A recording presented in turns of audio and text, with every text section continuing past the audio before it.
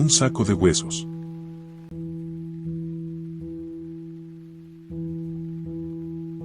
Capítulo 7.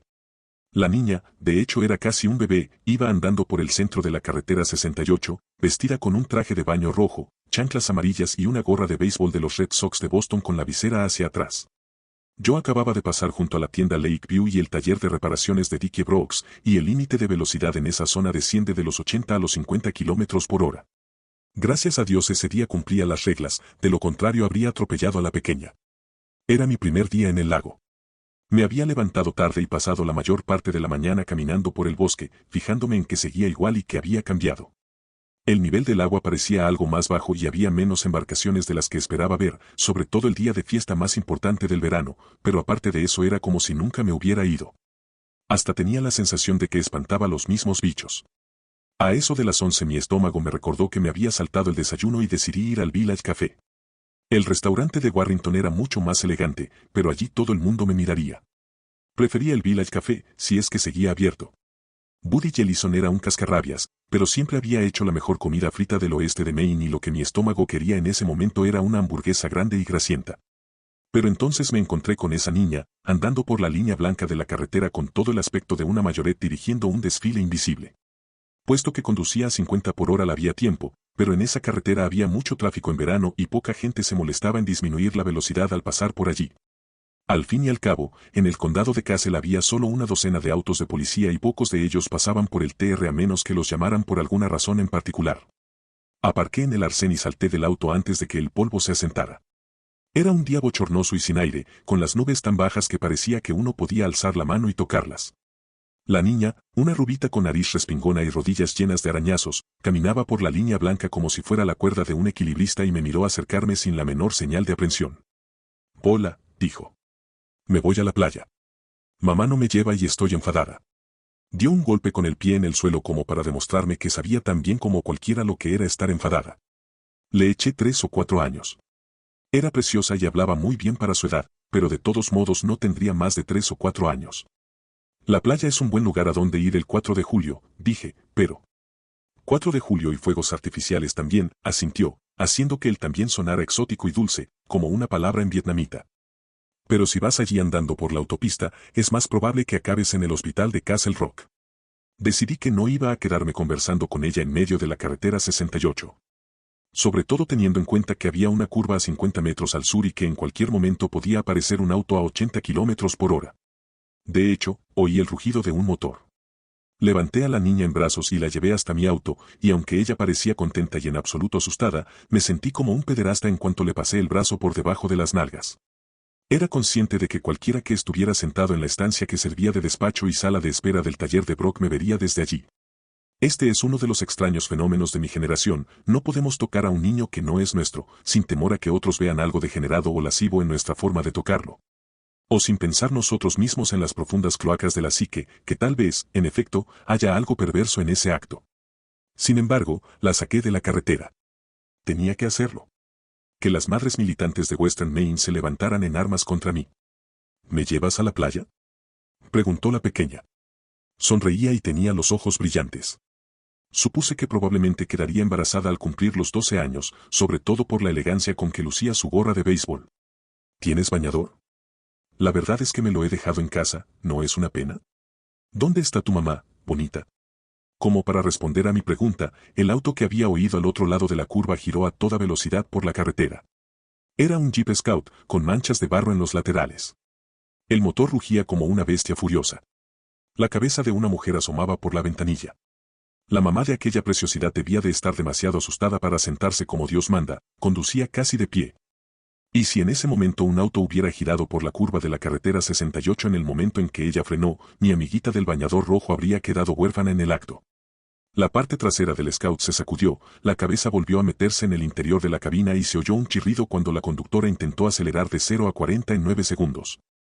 Si el terror hubiera bastado para hacer algo así, estoy seguro de que ella lo habría conseguido. «Es Matty», dijo la niña del bañador. «Estoy enfadada con ella. Me voy a la playa. Si ella está enfadada, me voy con mi abuelita Blanca». Yo no tenía idea de qué hablaba, pero sospeché que Miss Bosox 1998 pasaría el 4 de julio en la playa. Me apostaba cualquier cosa. Entretanto, sacudía el brazo por encima de mi cabeza con suficiente fuerza para espantar a las avispas del fino cabello rubio de la niña. Grité. Señora. La tengo. El scout aceleró echando una nube de humo azul por el escape. La vieja caja de cambios produjo otro chirrido. Era como una versión loca de un concurso televisivo. Matty, has conseguido meter la segunda, ¿te plantas ahí y te quedas con la lavadora, o prefieres intentarlo con la tercera? Hice lo único que se me ocurrió, que fue salir a la carretera, volverme hacia el jeep, que ahora se alejaba a toda velocidad, el olor a gasolina era acre y penetrante, y levantar a la niña por encima de mi cabeza. Esperando que Matty nos viera por el retrovisor. Ya no me sentía como un pederasta, me sentía como un cruel subastador de unos dibujos animados de Disney, ofreciendo el cerdito más guapo de la camada al mejor postor. Sin embargo, funcionó. Las luces de freno del Scout se encendieron y se oyó un chirrido demoníaco cuando el auto se detuvo. Y lo hizo justo enfrente del taller de Brock. Si había algún chismoso en el despacho del taller, ahora tendría material de sobra para chismorrear. Supuse que disfrutarían especialmente de la parte en que la mamá me chillaría por tocar a su pequeña. Cuando uno vuelve a la casa de veraneo después de una larga ausencia, es agradable entrar con el pie derecho. Los focos traseros destellaron y el jeep comenzó a dar marcha atrás a por lo menos 35 kilómetros por hora. Ahora la caja de cambios no sonaba enfadada sino aterrorizada. Por favor, decía, por favor, me estás matando. La parte trasera del Scout se movía de un lado a otro como el rabo de un perro contento. Lo miré hipnotizado, ahora por el carril de la derecha, ahora por la línea blanca, ahora por el carril de la izquierda, y por fin los neumáticos de la izquierda levantaron el polvo del arcén. Matty va rápido, dijo mi nueva amiguita con tono casual, como si dijera ¿no es curioso? Me rodeaba el cuello con un brazo, ya éramos íntimos, pero lo que dijo la niña me despertó. Matty iba rápido, ya lo creo, demasiado rápido. Con toda probabilidad acabaría chocando con mi Chevrolet. Y si no me movía, la pequeña bañista y yo acabaríamos como un tubo de pasta de dientes entre los dos vehículos. Retrocedí junto al lateral de mi auto, con los ojos fijos en el jeep y gritando. Reduzca la velocidad, Matty. Reduzca la velocidad. A la pequeña le encantó mi frase. Duzca. Gritó y se echó a reír. Duzca, Matty. Los frenos emitieron un nuevo chillido de dolor. El jeep dio una última sacudida cuando Matty paró sin pisar el embrague.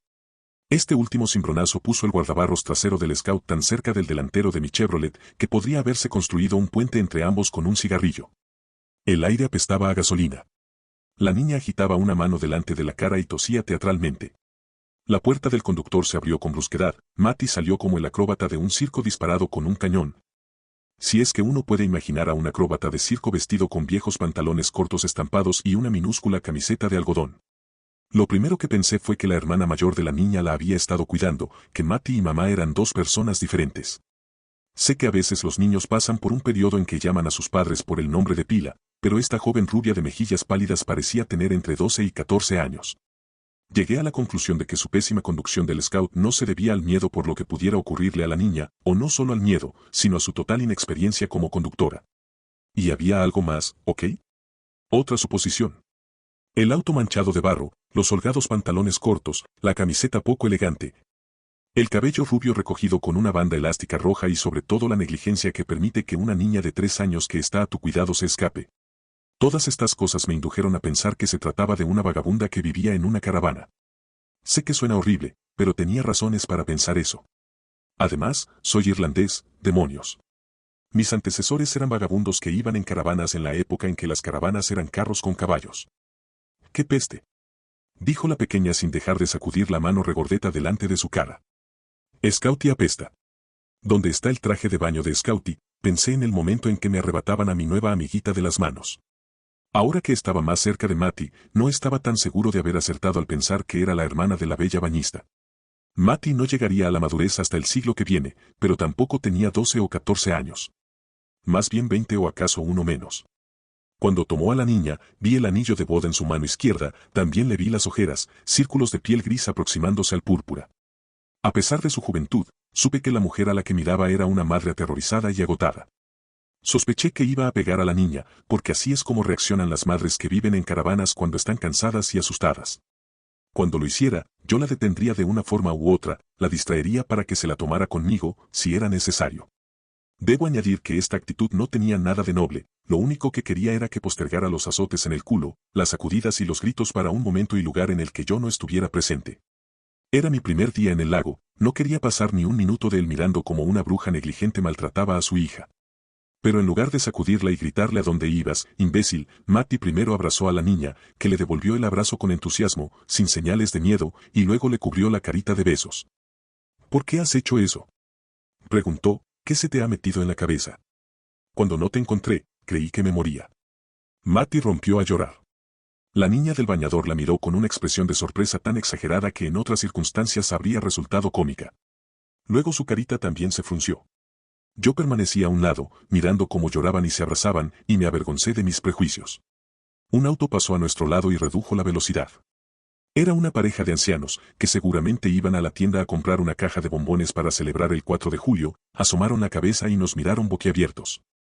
Sacudí las dos manos con impaciencia, la clase de ademán que dice, que miran, no se metan en lo que no les importa y sigan su camino. Aceleraron, y cuando vi la matrícula advertí que no era de otro estado, como yo esperaba. Era una pareja de la zona, y eso significaba que la noticia volaría, Matty, la madre adolescente, y la niña de sus ojos. Indudablemente concebida en el asiento trasero de un auto o en la cama de un camión unos meses antes de que se legitimara la ceremonia, llorando a moco tendido a un lado de la carretera, junto a un extraño. No, no exactamente un extraño, sino Mike Noonan, el escritor. Quería ir a la playa y nadar, sollozó la pequeña y esta vez la palabra que sonó exótica fue nadar, quizá como el término vietnamita para éxtasis. Te dije que te llevaría esta tarde.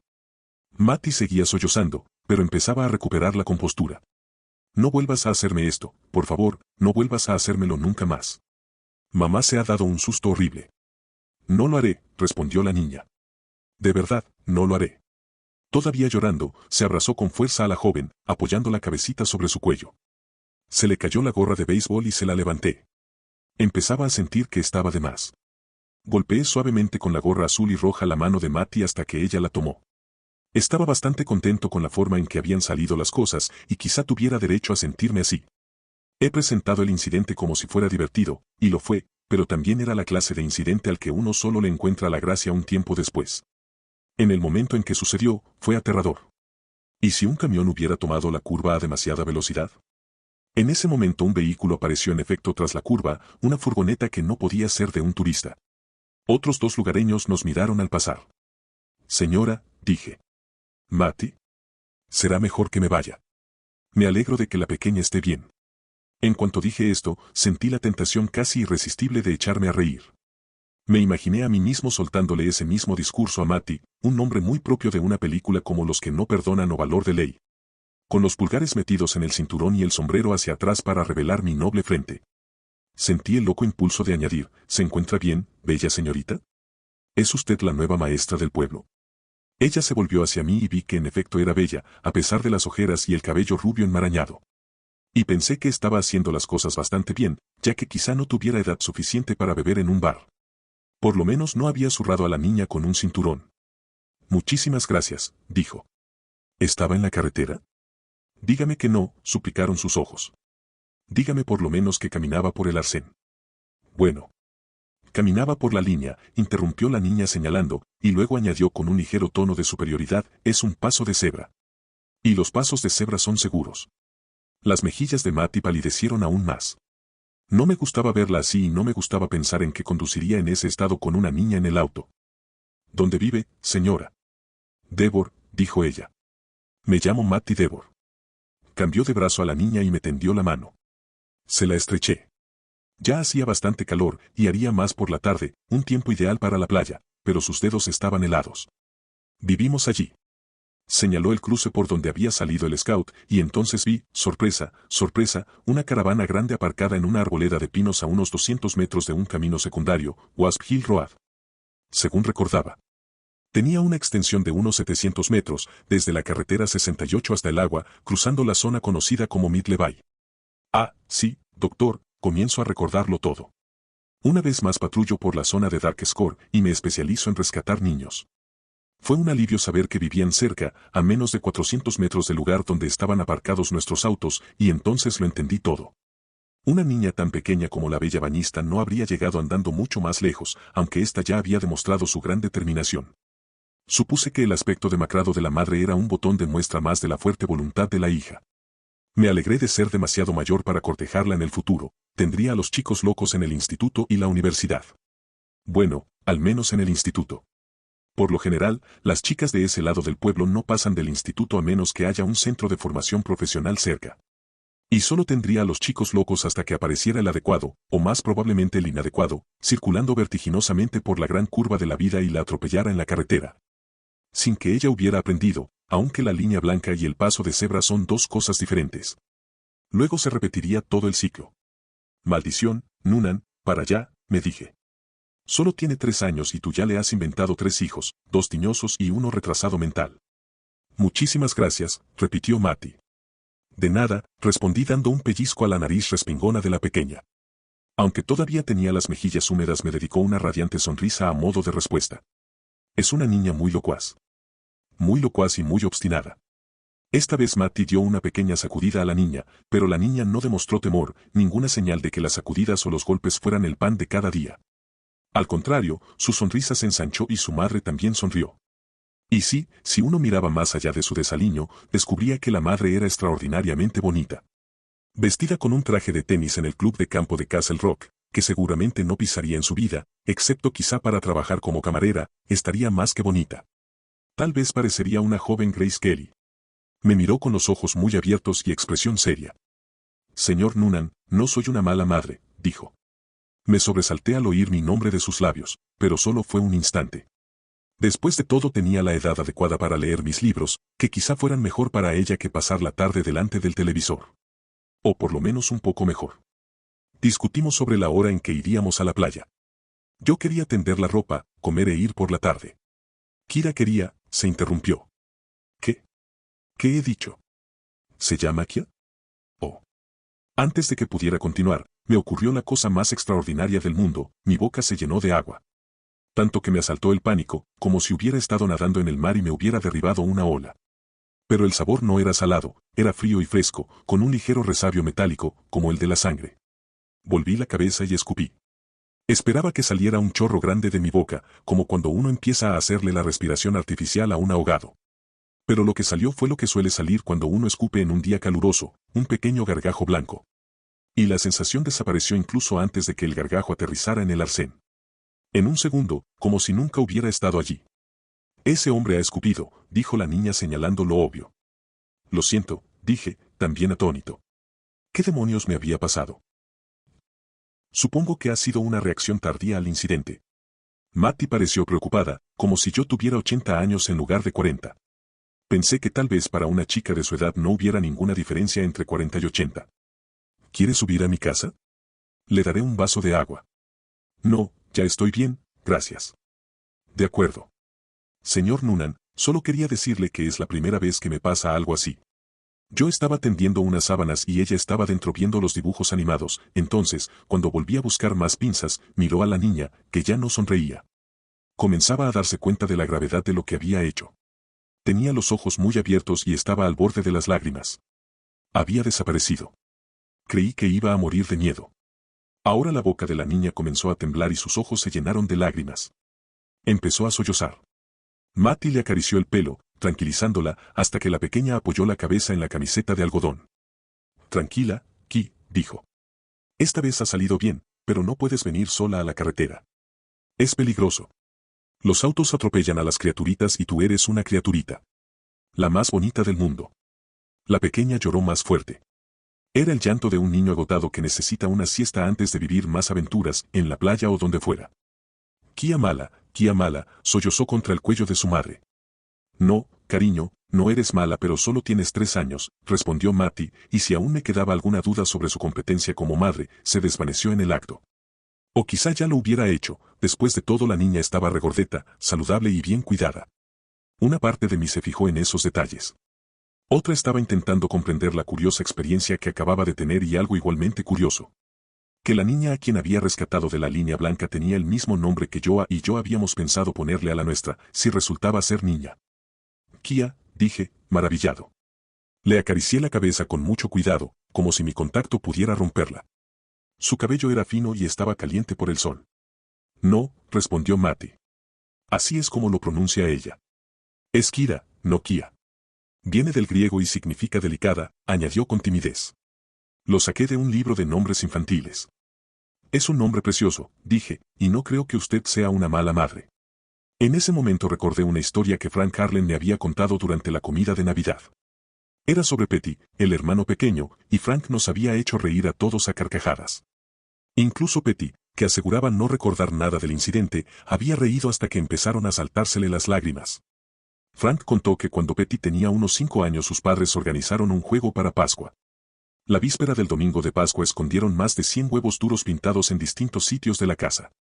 Fue una alegre mañana de Pascuas, al menos hasta que Joanna alzó la vista en el patio, donde estaba contando los huevos de su botín y empezó a gritar a voz en cuello.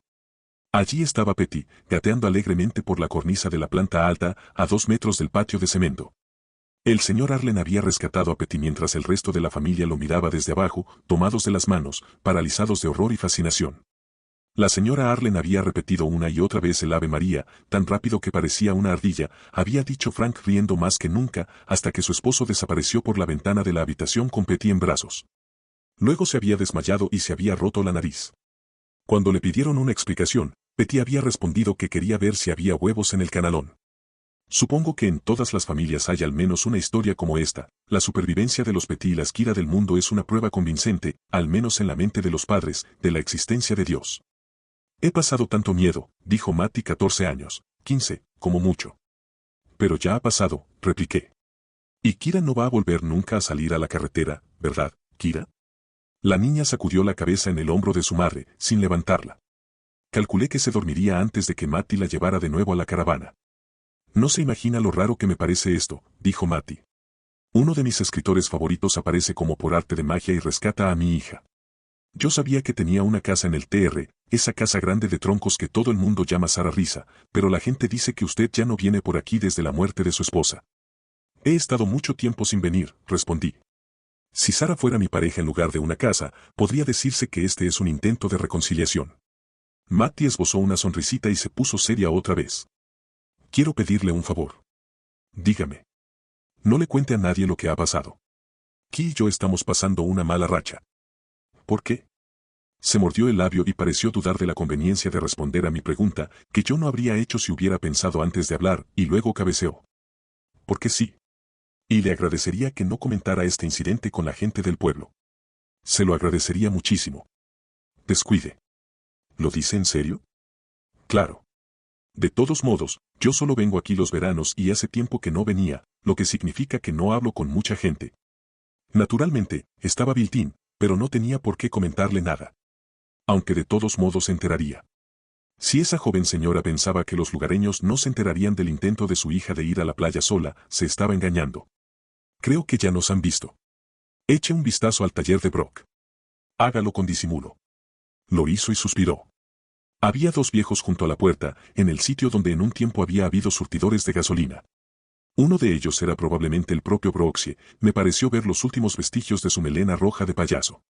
El otro, lo bastante viejo para que a su lado Broxie pareciera un niño de pecho, estaba inclinado sobre un bastón con puño de oro en una postura que le daba un aspecto curiosamente perverso. No puedo hacer nada con respecto a ellos, dijo Matty con desaliento. Nadie puede hacer nada. Supongo que debería alegrarme de que es fiesta y de que por eso hay solo 2 viejos. Además, añadí, es probable que no hayan visto gran cosa. Estábamos pasando por alto 2 cosas. Primero, que mientras estábamos en el arcén habían pasado media docena de autos y furgonetas. Segundo, que Broxie y su anciano amigo se alegrarían de inventar todo lo que no hubieran visto. Kira emitió un ronquido propio de una señorita delicada sobre el hombro de Matty. Su madre la miró y le dedicó una sonrisa llena de amor y ternura. Lamento que nos hayamos conocido en unas circunstancias como estas, que me han hecho quedar como una estúpida, porque soy una gran admiradora suya. En la librería de Castle Rock dicen que este verano publicará una nueva novela. Asentí con un gesto. Se llama La promesa de Ellen. Buen título, dijo ella con una sonrisa. Gracias. Será mejor que lleve a la niña a casa antes de que le rompa el brazo. Sí. En el mundo hay personas que tienen una habilidad especial para hacer preguntas embarazosas involuntariamente. Yo pertenezco a esa tribu, y mientras acompañaba a Matty a la puerta del lado del acompañante del scout, se me ocurrió una buena. Sin embargo, no sería justo culparme con severidad. Después de todo, yo había visto el anillo de bodas en su mano. ¿Se lo contará a su marido? Matty mantuvo la sonrisa, pero ésta se estrechó ligeramente. Y se tensó. Si fuera posible tachar una pregunta como uno tacha una frase cuando está escribiendo una novela, yo lo habría hecho en el acto. Murió en agosto del año pasado. Lo siento, Matty, soy un bocazas. ¿Cómo iba a imaginárselo?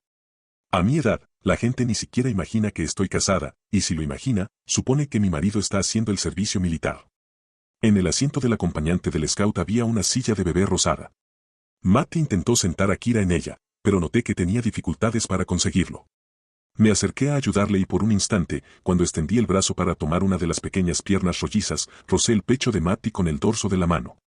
Ella no podía echarse hacia atrás sin arriesgarse a que Kira cayera al suelo, pero noté que había reparado en el roce. Mi marido está muerto, no es ninguna amenaza, así que el gran escritor cree que no tendrá ningún problema si le apetece sobarme un poco. ¿Y qué puedo decir?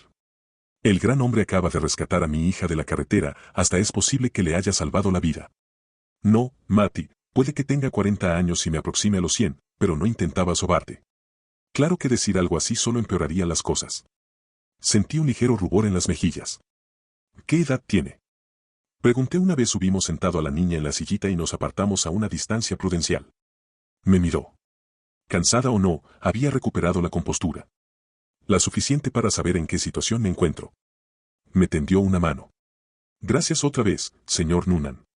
Dios lo envió en el momento oportuno. No, Dios solo me dijo que necesitaba comer una hamburguesa en el Village Café, respondí. O tal vez se equivocara. Por favor, dígame que Buddy todavía tiene el mismo bar de siempre. Matty esbozó una sonrisa que volvió a animarle la cara, y yo me alegré de verla. Buddy seguirá ahí cuando los hijos de Key sean lo bastante mayores para tratar de comprar cerveza con carnés de identidad falsos. A menos que alguien entre y le pida algo así como gambas a la tetrazzini. Si ocurriera algo así, seguramente moriría de un paro cardíaco. Seguro. Bueno, cuando reciba ejemplares del libro nuevo, le llevaré uno. La sonrisa siguió en su sitio, pero ahora adquirió un aire de cautela. No es necesario, señor Noonan. Lo sé, pero igualmente se lo llevaré. Mi agente me envía 50 ejemplares, y a medida que envejezco, me duran cada vez más. Puede que ella detectara en mi voz algo más de lo que yo había querido expresar, supongo que esas cosas pasan. De acuerdo. Lo esperaré impaciente. Eché otro vistazo a la niña, que como casi todos los niños, dormía en una posición curiosamente relajada, la cabeza ladeada sobre el hombro y sus preciosos labios fruncidos soplando pequeños globos de saliva.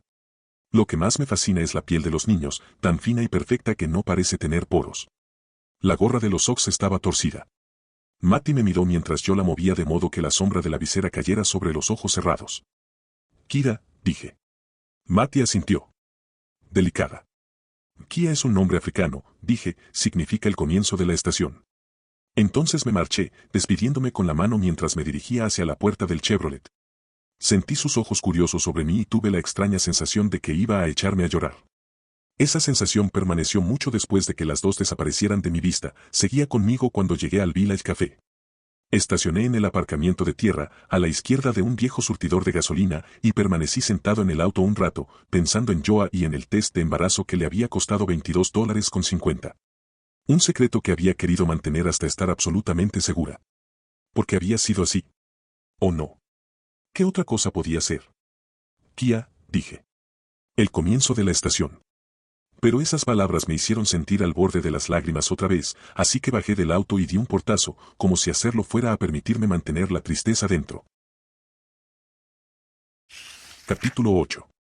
Buddy Jellison era el mismo de siempre, no cabía duda, los mismos pantalones de cocinero sucios, el mismo delantal blanco lleno de manchas.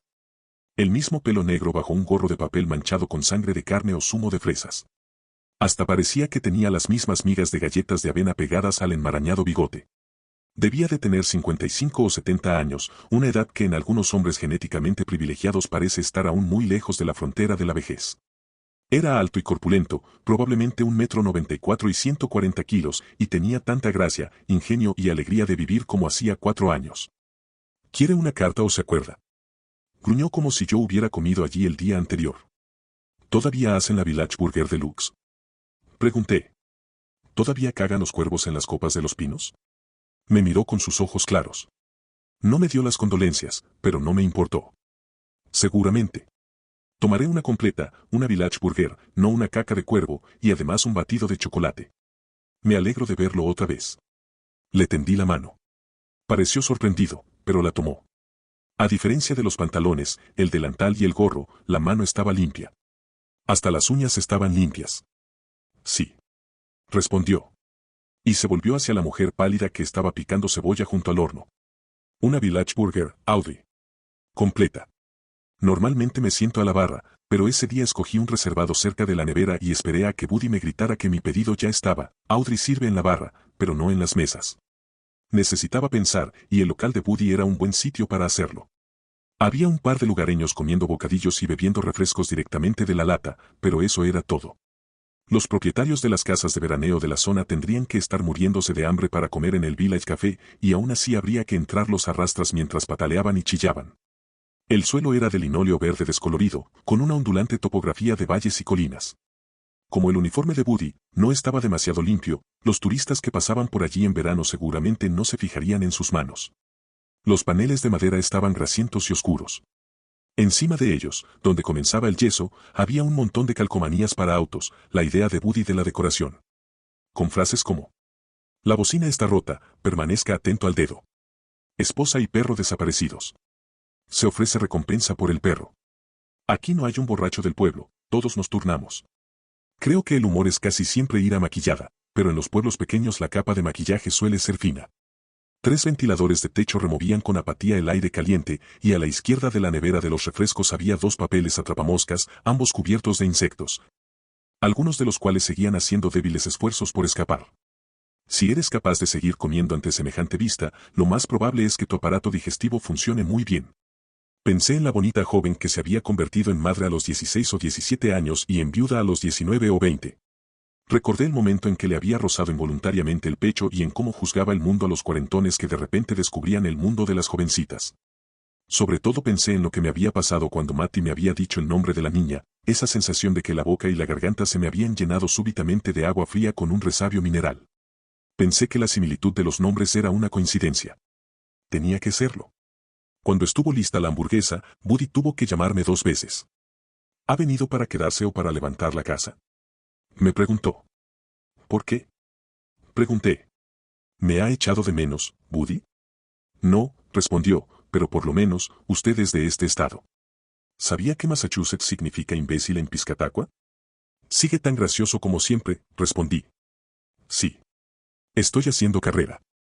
¿Y sabe por qué Dios le dio alas a las gaviotas? ¿Por qué, Buddy? Para que puedan enterrar en mierda a los putos franceses. Tomé un periódico del estante y una paja para mi batido. Luego fui hasta el teléfono público y, sujetando el periódico bajo el brazo, abrí el directorio telefónico. Si uno quería, podía largarse con él porque no estaba atado al teléfono. Después de todo, ¿quién iba a querer robar la guía telefónica del condado de Castle? Había más de 20 Devor, cosa que no me sorprendió, es uno de esos nombres, como Pelkey, o Bowie, o Totaker, que se oye a menudo en esa zona. Y supongo que pasa lo mismo en todas partes, algunas familias tienen más descendencia y viajan menos, eso es todo. Había un Devor en R de Wasp-Hilde, pero no era Matty, Matilda, Marta o M, sino Lance. Miré la tapa de la guía y vi que era de 1997, impresa en el tiempo en que el marido de Matty seguía en el reino de los vivos. Bien, pero había algo más sobre ese nombre. Devor, pensemos en los Devor célebres, o Devor, donde están, pero la respuesta, cualquiera que fuera, no llegaba. Comí la hamburguesa, bebí mi batido de helado y procuré no mirar al papel atrapamoscas. Mientras esperaba que la pálida y silenciosa Audrey me diera el cambio, todavía podías comer toda la semana en el Village Café por $50, si tus arterias lo resistían, desde luego. Leí la calcomanía que había en la caja registradora. Era otra gracia de Buddy Jellison, el ciberespacio me asustó tanto que me descargué en los pantalones.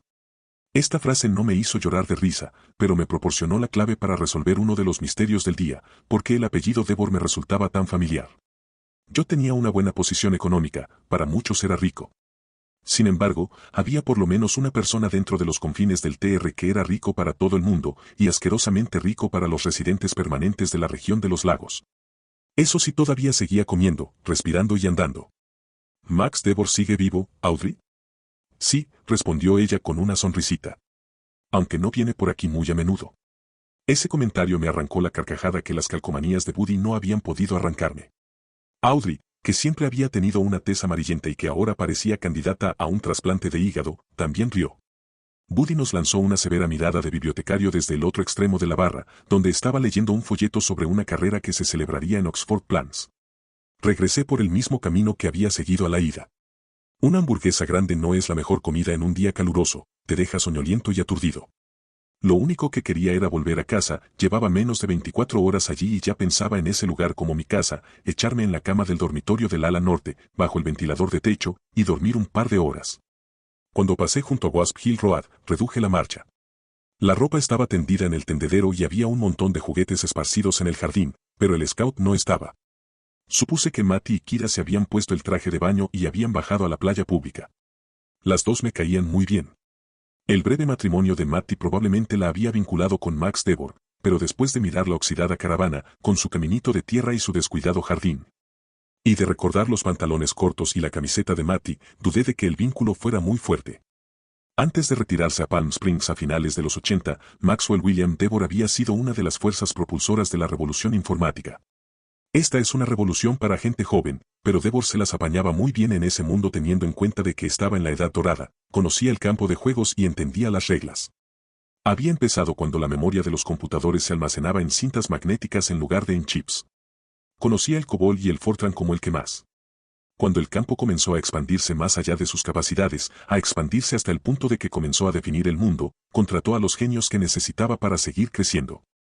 Su compañía, Vision, había creado programas capaces de descargar el material del disco duro en disquetes casi instantáneamente, programas de gráficos que se convirtieron en estándar dentro de la industria. Y también el Pixel Easel, que permitía a los usuarios de portátiles pintar con el ratón, de hecho, pintar con el dedo si el aparato iba provisto de lo que yo llamaba el cursor clitoridiano. Devor no había inventado ninguno de estos programas, pero había previsto que podían inventarse y contratado a la gente adecuada para hacerlo. Tenía docenas de productos patentados y compartía las patentes de centenares de otros. Se decía que tenía una fortuna de $600 millones aproximadamente, dependiendo de cómo se cotizaran sus valores en un día concreto. En el TR tenía reputación de ser presuntuoso y grosero. Y no era de extrañar, pues nadie es profeta en su tierra. Y la gente también decía que era un excéntrico, naturalmente. Si uno escucha a los viejos hablar de los ricos y famosos de sus tiempos, oirá que se comían el papel pintado, se follaban al perro y asistían a las cenas de la parroquia vestidos solo con un calzoncillo manchado de pis. Aunque todo eso hubiera sido cierto en el caso de Devor, y aunque este fuera un asqueroso tacaño, dudaba mucho que fuera a permitir que dos de sus parientes más cercanos vivieran en una caravana. Tomé el camino que discurría por encima del lago y me detuve un momento en lo alto del sendero particular para mirar el cartel, Sarah Risa grabado con fuego en una tabla clavada en un árbol oportunamente situado. Así se hacen las cosas por ahí. Al mirarlo evoqué el último sueño de la serie Manderley. En él, alguien había pegado la calcomanía de una emisora de radio en el cartel, así como uno siempre se encuentra con calcomanías en las máquinas automáticas para pagar el peaje en las autopistas. Bajé del auto, me acerqué al cartel y lo examiné. No había ninguna calcomanía. Los girasoles habían estado allí abajo, entre las tablas del porche, tenía una foto que lo probaba en la maleta, pero en el cartel de la casa no había ninguna calcomanía. ¿Y eso qué demostraba? Venga, Noonan, contrólate. Regresé al auto, la puerta estaba abierta y en los altavoces sonaban los Beach Boys, pero enseguida cambié de idea y regresé junto al cartel. En mi sueño, la calcomanía tenía exactamente el ra de Sara y el ri de risa. Toqué ese sitio y me pareció que estaba pegajoso. Naturalmente, podía deberse a la textura del barniz en un día caluroso. O a mi imaginación. Bajé hacia la casa, aparqué, puse el freno de mano, en las cuestas que rodean Dark Score y otros tantos lagos del oeste de Maine siempre hay que tomar la precaución de poner el freno de mano. Y escuché a los Beach Boys cantando una de sus mejores canciones. La cursilería no le quitaba encanto, se lo añadía. Mientras estaba sentado en el auto miré hacia el armario empotrado a la derecha del porche. Allí dejábamos la basura para engañar a los mapaches, que ni siquiera se dejan amilanar por los cubos con tapas a presión. Si un mapache tiene hambre, se las apañará para abrirlos con sus hábiles patas delanteras. ¿No pensarás hacer lo que estás pensando? No, me pregunté. ¿O sí? Me respondí que sí, que por lo menos lo intentaría. Cuando los Beach Boys pasaron al tema siguiente, bajé del auto, abrí el armario y saqué 2 cubos de basura. Un tal Stamprose pasaba 2 veces por semana a levantar la basura, o lo hacía 4 años antes. Era uno de los miembros de la plantilla que Bildin contrataba para hacer tareas eventuales, pero supuse que puesto que era fiesta Stan no habría pasado a buscar la basura, y no me equivoqué. Había 2 bolsas en cada cubo de plástico. Las saqué, maldiciéndome por mi estupidez mientras lo hacía, y desaté las cintas amarillas. Creo que no estaba tan obsesionado como para esparcir la basura húmeda por el porche, desde luego, no lo sé con seguridad y supongo que es mejor así, pero no fue necesario. Recuerda que la casa había estado deshabitada durante 4 años, y solo cuando se vive en un sitio se produce basura, cualquier cosa desde residuos de café hasta compresas usadas. Pero en aquellas bolsas solo estaba la basura seca que habían barrido Brenda Meserve y sus ayudantes.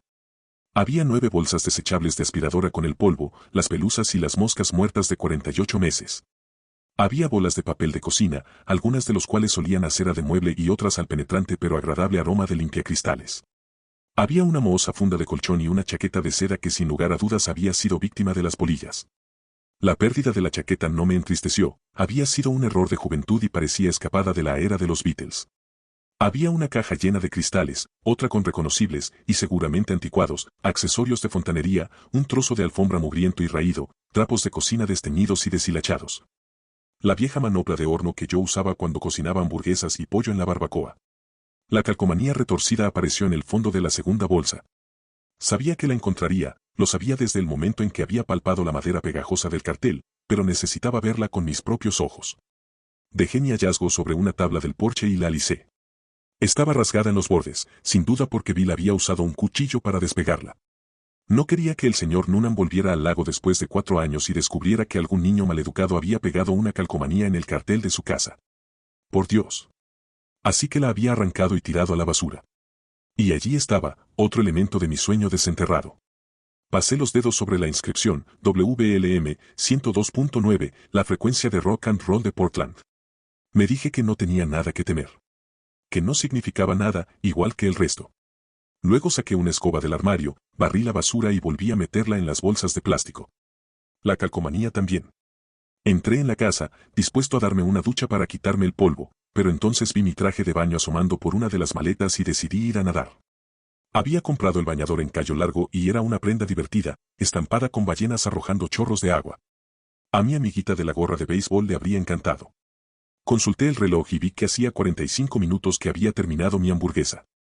Bastante justo, sobre todo después de haber pasado un buen rato enfrascado en una energética búsqueda del tesoro en el cubo de la basura. Me puse el bañador y bajé por los peldaños hechos con traviesas de ferrocarril que conducían desde Sara al agua. Mis chanclas repiqueteaban y traqueteaban. Los últimos mosquitos de la temporada zumbaban. El lago brillaba ante mí, quieto y seductor bajo el húmedo cielo. A lo largo de las orillas norte y sur, bordeando toda la parte este del lago, había un paso reservado, catalogado como propiedad comunitaria en el contrato de compra y venta, que la gente del lugar llamaba simplemente la calle. Si uno giraba a la izquierda por la calle, al pie de mi escalinata, podía ir andando hasta la dársena Dark Score, pasando junto a Warringtons y a la pequeña fonda de Buddy Jellison en el camino. Por no mencionar las 4 docenas de casas de veraneo, discretamente arropadas por arboledas de abetos y pinos. Si uno giraba a la derecha, podía ir andando hasta Alo Bay, aunque tardaría un día entero con toda la vegetación que crece hoy sobre la calle. Permanecí un momento en el paso y luego me arrojé al agua. Cuando flotaba en el aire con infinita gracia, recordé que la última vez que había dado un salto semejante lo había hecho tomado de la mano de Joa. La caída fue casi una catástrofe. El agua estaba lo bastante fría para recordarme que tenía 40 años, no 14, y por un instante mi corazón se detuvo. Mientras el lago Dark Score se cerraba sobre mi cabeza, tuve la seguridad de que no saldría vivo de allí. Me encontrarían flotando boca abajo entre la plataforma flotante y mi pequeña sección de la calle, víctima del agua helada y de una hamburguesa grasienta. En mi tumba grabarían: tu madre te enseñó que tenías que esperar por lo menos 1 hora. Entonces mis pies tocaron las piedras y las viscosas algas del fondo, mi corazón reanudó la marcha con una sacudida, y salté como un jugador de béisbol decidido a marcar el último tanto de un partido reñido. Cuando salí a la superficie, respiré hondo. Me entró agua en la boca y la escupí mientras me daba palmadas en el pecho para estimular mi corazón. Vamos, pequeño, tú puedes conseguirlo. Volví a la orilla andando, con el agua hasta la cintura y la boca llena de un sabor frío, agua del lago con una pizca de minerales y un gustillo a minerales. La clase de agua que es preciso neutralizar con algún producto para lavar la ropa. Era exactamente el mismo sabor que me había venido a la boca cuando estaba en el arcén de la carretera 68 y Matty Devor me había dicho cómo se llamaba su hija. Es una asociación psicológica, nada más. Entre la similitud de los nombres, mi esposa y el lago.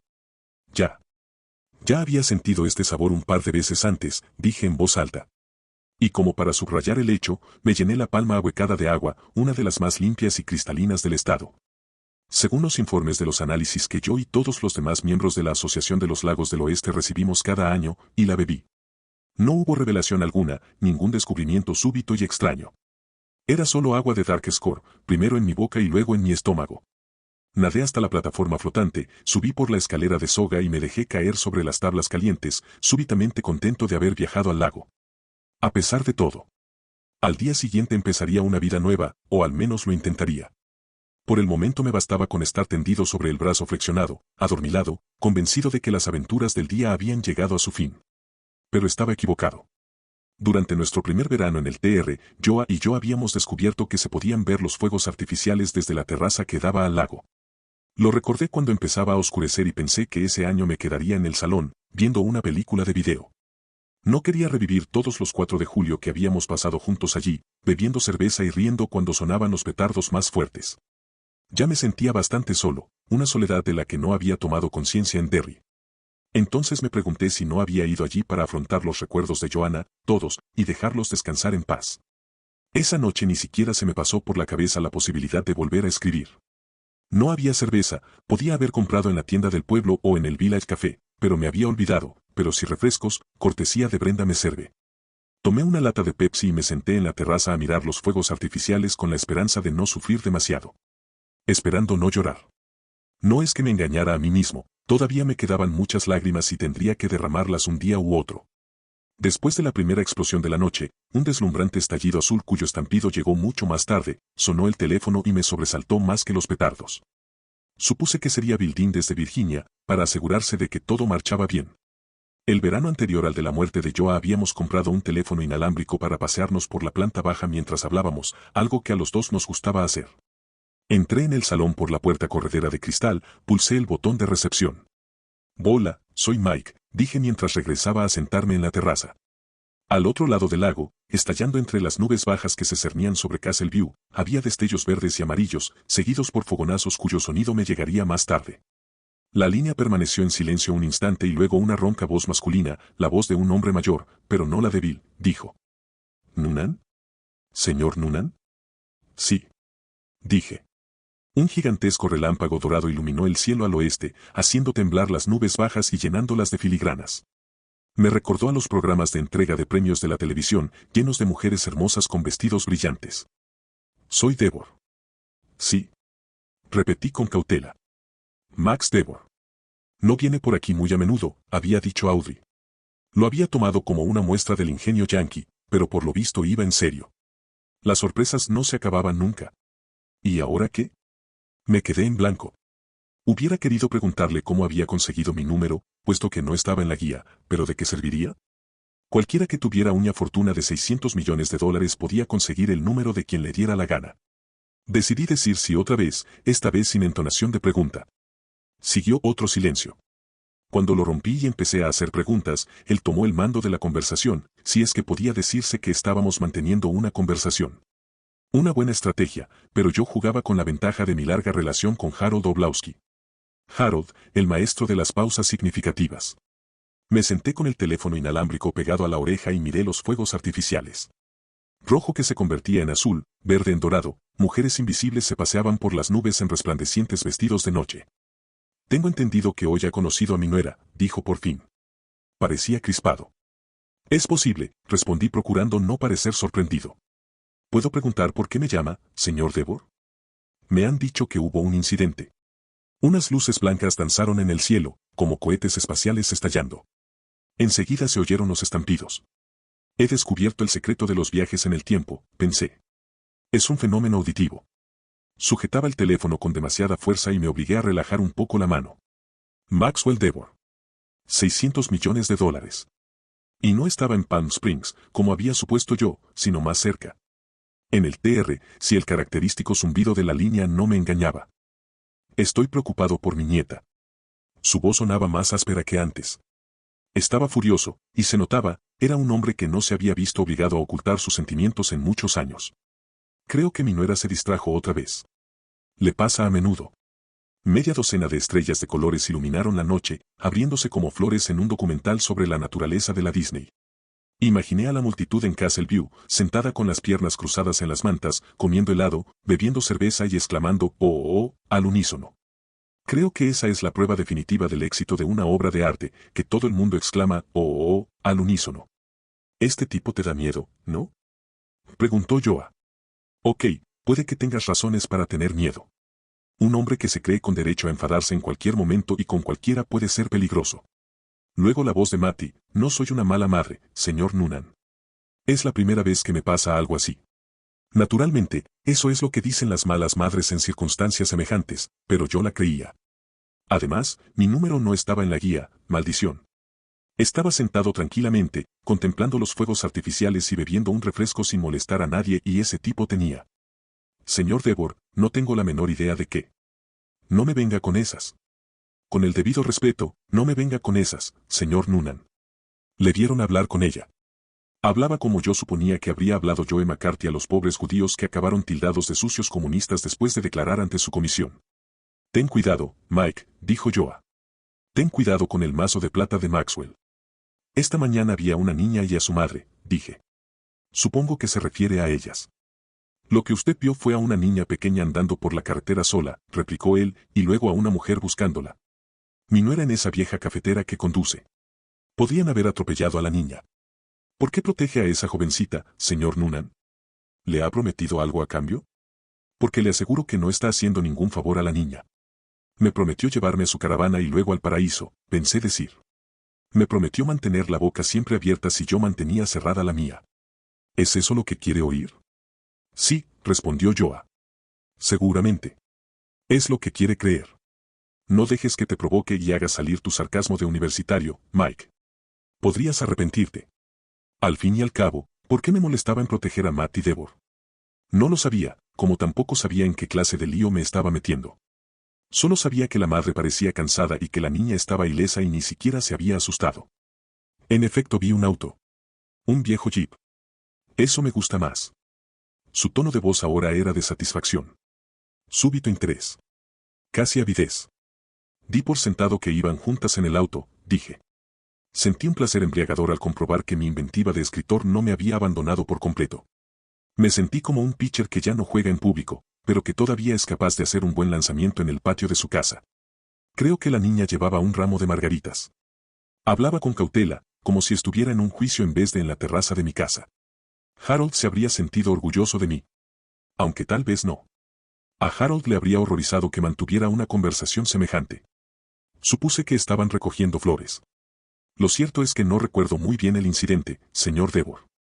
Soy escritor, y cuando conduzco casi siempre voy abstraído en mis, miente.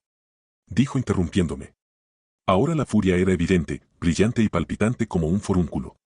Tal como yo había sospechado, no era muy difícil hacer que aquel tipo traspasara la frontera de la cortesía.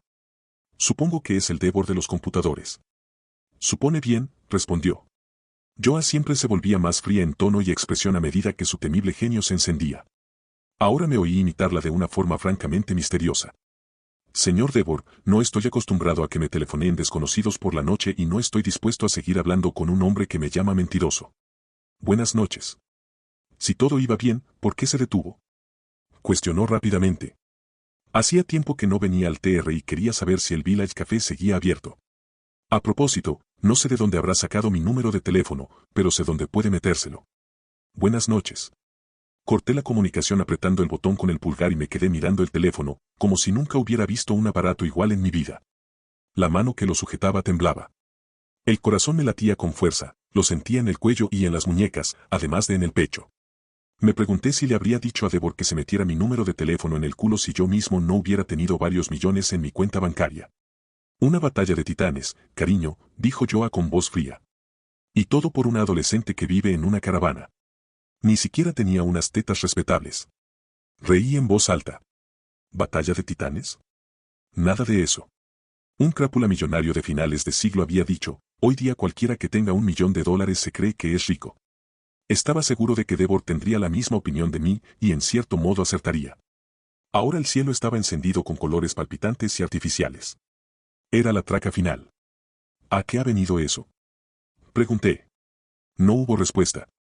Solo el chillido de un somorgujo en el lago, acaso protestando por el inusual bullicio celestial. Me levanté, entré en la casa y dejé el teléfono en su sitio, consciente de que esperaba que volviera a sonar, que Débora volviera a soltarme sus clichés peliculeros. Si se interpone en mi camino, yo. Oh, amigo, le advierto que no. Y, permita que le dé un consejo antes de que. Pero el teléfono no sonó. Tenía la boca comprensiblemente seca, así que apuré el resto de la Pepsi y decidí irme a la cama. Al menos no había acabado llorando en la terraza. Débora me había distraído de mis problemas, y en cierto modo le estaba agradecido por ello.